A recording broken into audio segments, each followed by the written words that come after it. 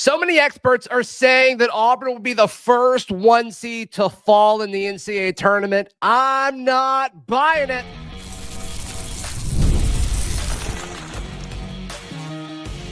You are Locked On Auburn, your daily podcast on the Auburn Tigers. Part of the Locked On Podcast Network, your team every day. Yes, welcome on into Locked On Auburn, your daily Auburn Tigers podcast. I'm your host, Zac Blackerby, and thank you so much for making Locked On Auburn your first listen every single day. It's a Charlie Tuesday. That means we're joined by the Auburn message board legend, Charlie 5, also known as Kyle Rush. He's the man over at the barn, auburn.com. Go sign up over there. It's Auburn's fastest, best message board. Be sure to check that out. We'll talk about Auburn football starting spring practice this week. But let's jump into it. Auburn gets the number 1 overall seed. It's been very well documented, very well celebrated. But then it's met, Kyle, with all the national college basketball experts saying, yeah, they're the number 1 overall seed. Most are agreeing that they deserve it.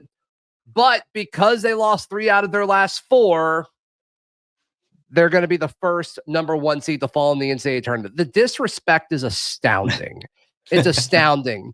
And I mean, Auburn people are doing this too, to some extent, comparing what Auburn's going to have to do the next week or so to get to the Sweet 16 to the teams that they played in their last 4 games. I think it's borderline disrespectful to the last 4 teams that they played as well. The level of competition is just not the same. The biggest thing that I don't get when that stat is beat over and over and over again is that everyone fails to mention the fact that at that point in time, the conference championship was clinched. Like there was no real benefit to Auburn even playing the last 2 games. Like there's nothing, there was no motivation, and you even sat your starting point guard in one of them. Like nobody ever says, right? You know, they did lose 3 of the 4, but they did have the hardest conference that has 14 teams in the damn conference in the tournament. They clinched it with 2 games left. Nobody ever says that. Like that's the part that kind of drives me crazy. I'm sure there's we just use a blanket stat. Like, have we ever broken it down to see if any of those teams that have never won the NCAA tournament, if any of those that have lost 3 or 4 out of the last 4 had already had their conference championship clinched? Well, it's a unique situation. And also when you couple it with what Auburn had achieved up to that point, it's more nuanced than that. And all of these folks, Stephen A., there was a clip, and I actually downloaded it and edited out some of the questionable words to play. And I decided not to, because you're seeing all these folks go on these rants that are anti-Auburn or whatever. And Stephen A.'s was kind of a mix of like calling them out, saying like, you need to do better or whatever. The reason I chose to not play it is because Stephen A. Smith can't name 2 Auburn basketball players. No. I'll give him Janai Broome, maybe. But after that, like, I don't think a lot of these folks can name multiple Auburn basketball players, because now is the time of year where the folks that didn't pay attention to college basketball all year are paying attention to it, which is fine. It's great. It's what makes March so exciting. But let's look at this for what it is, because context is important. And there are other teams that slid late. They're not the number 1 overall seed, but there's still like there's a lot of people talking about how far Alabama's going to go. They lost 3 out of their last 5. Like, to me, it's just this weird thing of like, sure, Auburn's the number 1 overall seed. You know, pressure is a privilege. I've said that about this team all throughout the season and all that. But this is nuanced. Like, this isn't just some normal situation where Auburn fell off at the end of the season. That's not what happened. And Zach, you may have mentioned it. You may have touched on it earlier, what you just said. You said that these guys probably can't name more than Janai Broome on the team. And that may be a big part of it. The fact that, hey, they don't have that superstar. They don't necessarily have that. I mean, they do have Janai Broome, but like outside of him, who is that next real big, go-to guy? Chaney Johnson's kind of disappeared. Chad Baker-Mazar has had, times where he's been really good, but where did he come from? I can go on and on. That may be part of it, that Auburn doesn't necessarily have a bunch of household names as a 1 seed. So maybe that's one of the reasons they look at it and they're like, oh, they can't be that good. They must be a little bit overrated, because they just don't have the star power that it maybe a Duke or a Houston. Yeah, and or even structurally, what Auburn has done from a roster standpoint is not exciting. Like you got Tahad, but he's kind of been quiet down the stretch. I'm actually really excited to see what he's going to do over the next few weeks. Hopefully he gets a chance. But like the big money guy that you got in the portal didn't play this year. And then, like Chaney Johnson and Chad Baker-Mazar, like a lot of these guys are going to have fun stories that are featured throughout this tournament run, hopefully, about how the list of offers that they had and, second chances, and they finally got the break and all of that stuff. But you're right. I mean, there's not this superstar name next to Janai Broome. And so for all these folks saying like, oh my goodness, Auburn's going to be the first team to drop, I would just ask like, why? Because if they say, well, they're cold and they lost 3 out of their last 4, and it's like, oh, you're not paying attention. You're not paying attention. You truly think that, you're not paying attention to what's actually happening.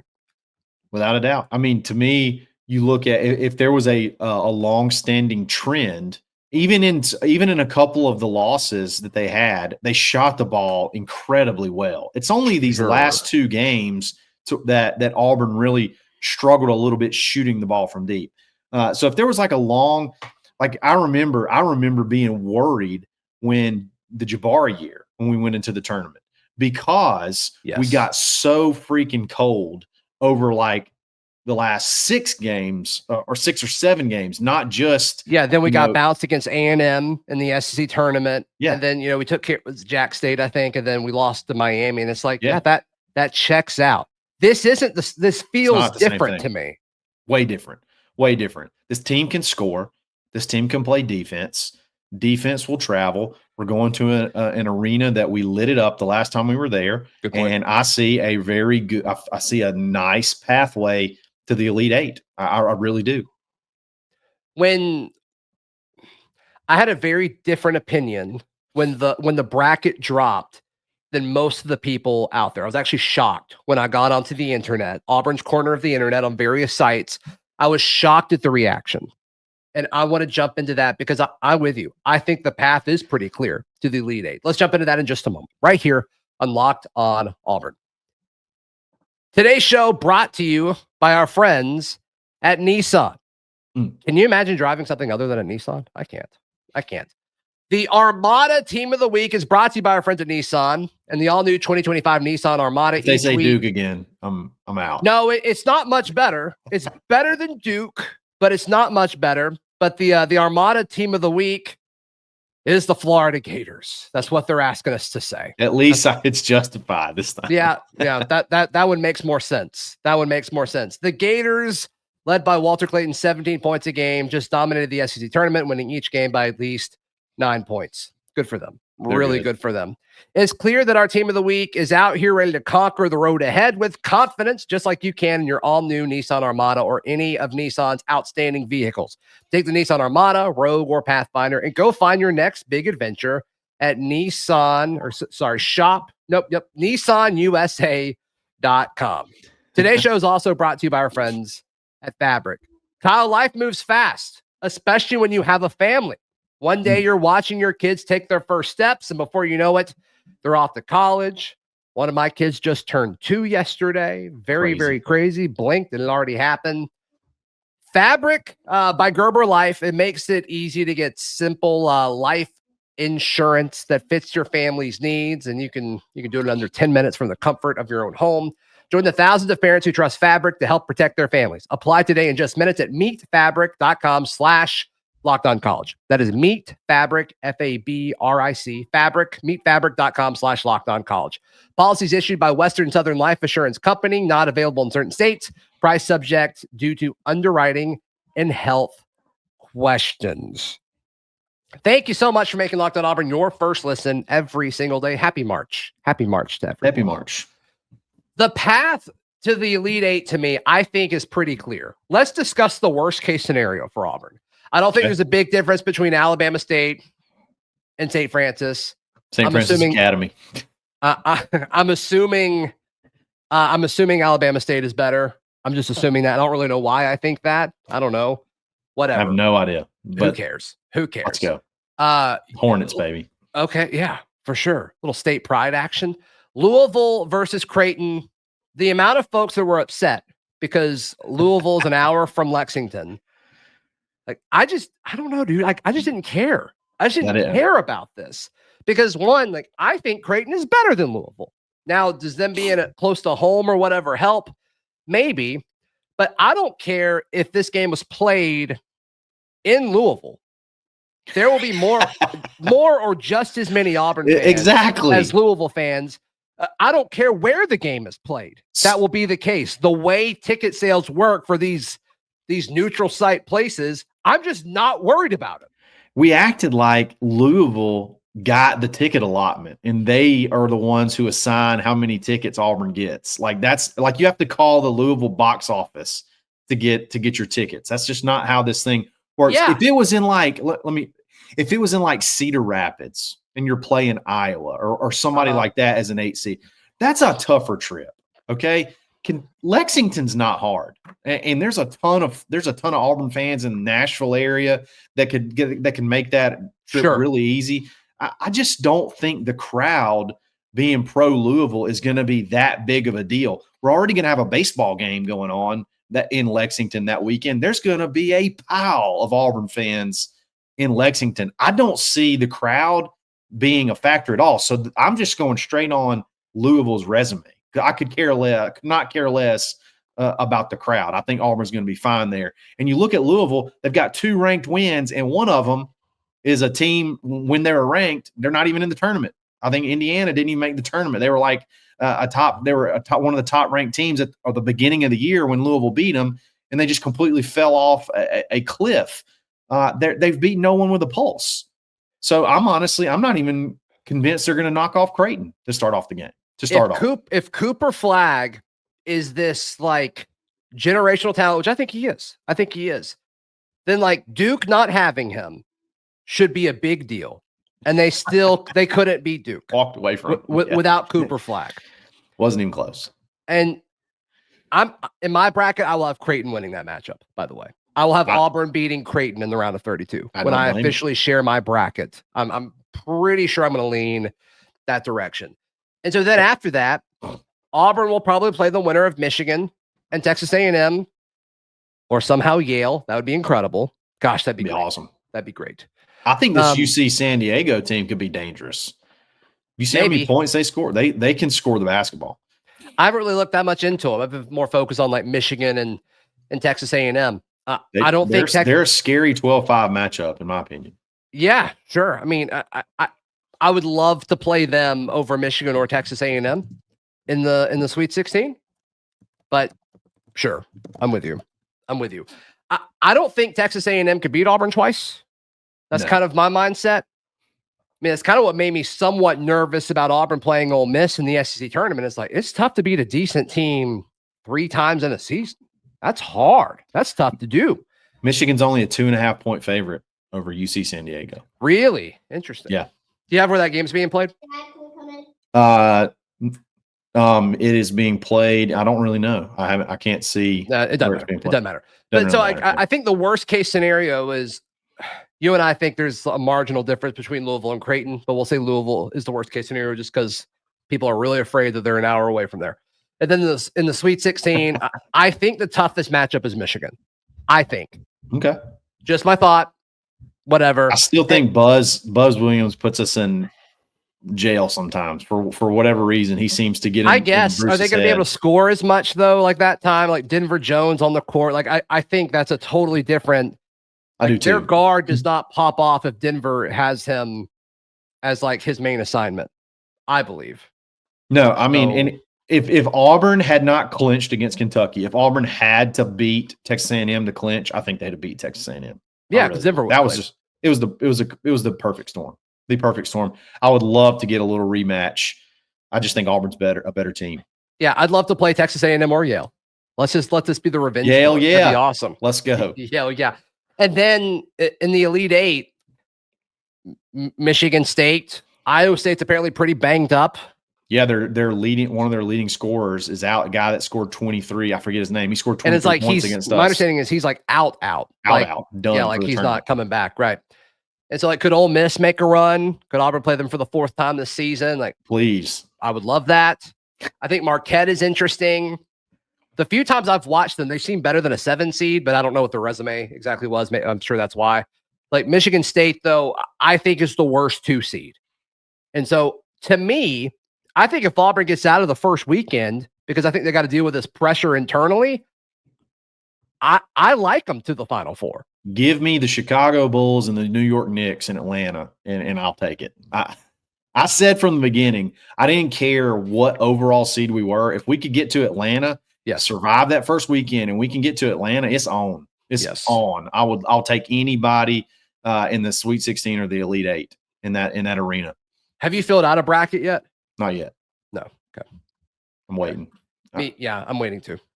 So we'll share that later in the week. But all in all, I like Auburn's draw. I like it more than I think most people, just because the level of, like, we're acting like Auburn didn't just play 20 teams better than Louisville. What seed would Louisville have been in the SEC tournament if they were in the SEC? They're not better than Ole Miss. No, I think they would have at best been a second day, like they got a first day bye at best. But I think they're probably ish. Yeah, Oklahoma. I think that's probably about where I would put them. And it's just after everything we've done this year. Like, I mean, they lost to Ole Miss panicking about. They lost to Ole Miss. Louisville did? I'm pretty positive Ole Miss beat them this year. Who didn't lose to Ole Miss this year? They had 3 chances. Beat them fairly convincing 3 times. 3 times, yeah. Didn't matter where it was. Tigers. Home, away, Nashville, whatever. Let us know your thoughts on Auburn's draw in the comments down below. Auburn football starts spring practice this week. I'll share the name that I'm most excited about. Charlie 5 will do the same. That's next, right here on Locked On Auburn. Today's show brought to you by our friends at Upwork. Kyle, can you imagine scaling your business and not using Upwork? Seems counterintuitive. It does. With Upwork, you can find specialized freelancers in marketing, development, design, and more. Experts ready to help you take your business to the next level. Upwork gives businesses flexibility by connecting them with top freelance talent across multiple industries, including IT, AI, web development, marketing. Whether you need extra hands for a project or a long-term partner, Upwork has you covered. Makes it hiring fast and easy. You can find the right talent. It's cost-effective. Visit Upwork.com right now. Post your job for free. That is UPWORK.com. Upwork.com to connect with top talent to grow your business today. The NCAA tournament is here, and so is the bracket breakdown. Locked On Podcast Network and Amazon Fire TV channels are teaming up to deliver NCAA tournament coverage like never before. Watch studio shows featuring former players and Locked On's local experts as they guide you through every upset, buzzer beater, and bracket matchup. Stream it all for free on Amazon Fire TV channel. Search Bracket Breakdown to see it all for free. It's your team every day. Thank you so much for making Locked On Auburn your first listen every single day. Spring practice is back. Yay, Auburn football. I put up a post on social media about this yesterday. I know there's a lot of attention on the quarterbacks, and there should be. Eric Singleton is the guy I'm most excited to see. I think, like, he was the highest rated receiver in the portal. He should have been. I still think he's somehow underrated, Kyle. I don't think we as a fan base reacted to that with enough excitement. I don't think we quite got there. So I'm going to go Eric Singleton. I love it. I'm really, the more and more I think about this and break it down, and I talked about it on my show yesterday, talked about the offensive line, Xavier Chaplin, and let me tell you why I'm so excited about Xavier Chaplin. People are going to be like, oh, man, what about Percy Lewis last year? You can't depend on that kind of deal. Percy Lewis was the number 200. Was that the voice of public opinion that you were doing just then? Okay, yeah. Percy Lewis is the number 226th overall player in the portal last year. Is that true? That is 100% factual. Do you know what number Xavier Chaplin was in the portal? He was like top 5, wasn't he? He was 12th. He was top 12, wasn't he? Top 12 overall player in the country. Yeah. That is a chasm as wide as you could possibly imagine. Okay. We're not talking about and he was the top tackle, correct? He was the number 2 overall tackle and the number 12 overall player, according to all three's rankings. I'm going to ask you a question that's correct in a second. Yeah, you're going to get He's from Virginia Tech, right? Correct. You nailed it. Yes. Where's number 65? No, I kind of like you and going with Eric Singleton. Like, this is a humongous deal, literally and figuratively, to be able to add a player of that caliber at left tackle because of, remember last year, we were so pumped. We were like, man, not only does it make one position better, it makes multiple positions better across the offensive line. And then it just so happened that left tackle didn't pan out. Now you add someone exponentially higher rated coming in, and hopefully this year it actually does that thing where it makes multiple positions better on the offensive line. I think it's huge. I do want to ask, like, what is there any potential effect of a logjam that is now at offensive tackle? Which yes. Those are options at offensive tackle. What? A logjam at offensive tackle. I mean, just asking the question here. Like, I'm not as high on Mason Murphy, the other tackle that they got in the portal from USC, but it's like offensive tackles that are startable now. Those two, Chaplin and Murphy. I think Seth Wilfred's close. Too tall. Tyler Johnson. I mean, Broderick Scholl is a true freshman. Like, I don't think he's on this year's plan, but you got to make him feel some love, right? Yeah, you got Faber Edwin that you really battled some folks off late. And like 2 classes ago. Yeah, and I think DeAndre Carter is an interior guy, but you gotta have that conversation with him. You got to find all that out. But I guess my point is, in today's age of the transfer portal, how do you handle spring? We've talked about this with running backs, but it's like, how do you handle spring to make it where you keep all the depth? I think that's going to be interesting.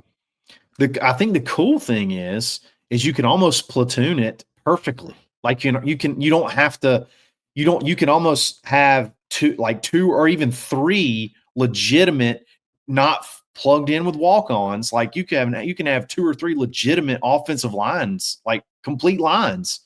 I don't even remember the last time we could think about this where it wasn't, oh my God, we're so razor thin, I hope no one gets hurt. Now, if anybody gets hurt on any team, your starter, there's going to be a drop off, but this is like the first time. Go ahead. Let me ask you this. Yeah. So we've talked, and I think Hugh Freeze has said this publicly, about how his number of scholarship offensive linemen is 16. Yeah. Counting Tate Johnson, I believe we're at 18. Now, there's been some talk of, like, could Tate line up at some tight end? We'll learn more about that in spring or whatever. But assuming Tate Johnson stays at interior O-line, they're 2 over that normal number. Does that mean somebody's leaving after this spring, or do they say no? Maybe you're preparing. You're losing a lot after this year.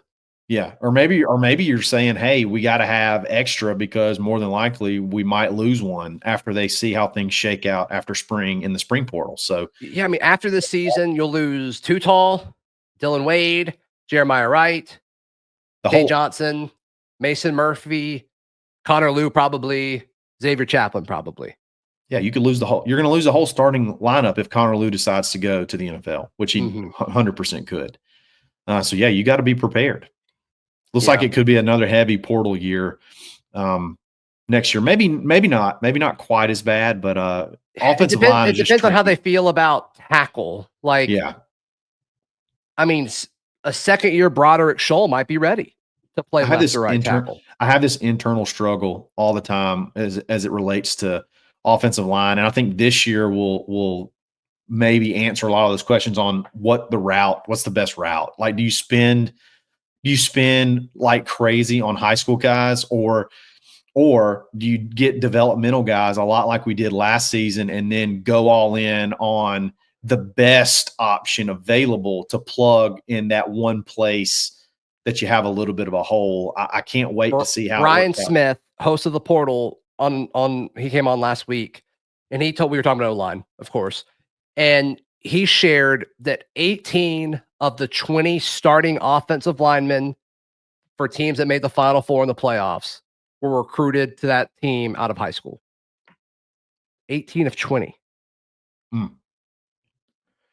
So that leads me to believe you want to recruit offensive linemen. Again, I would like to see that number in maybe like the next 2 or 3 years. I'd like to see how 1 year sample size in the 12 team playoff. I get it, but I think it's worth noting. Sure. It makes sense. And for some reason, another thing that we talked about was like, I think another reason why Xavier Chaplin was such a big deal is elite tackles don't enter the portal a ton. They usually stay put. And is that like a personality thing of just offensive linemen? Like, are they just kind of good? Or offensive linemen typically more loyal?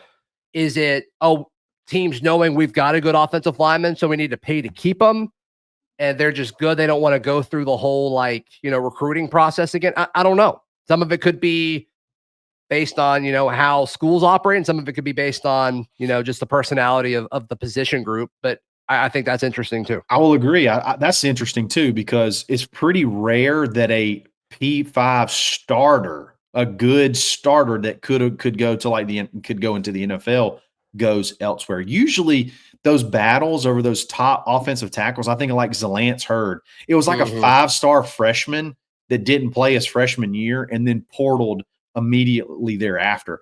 Like, those are the guys you see the big competition over, because you get them for multiple years.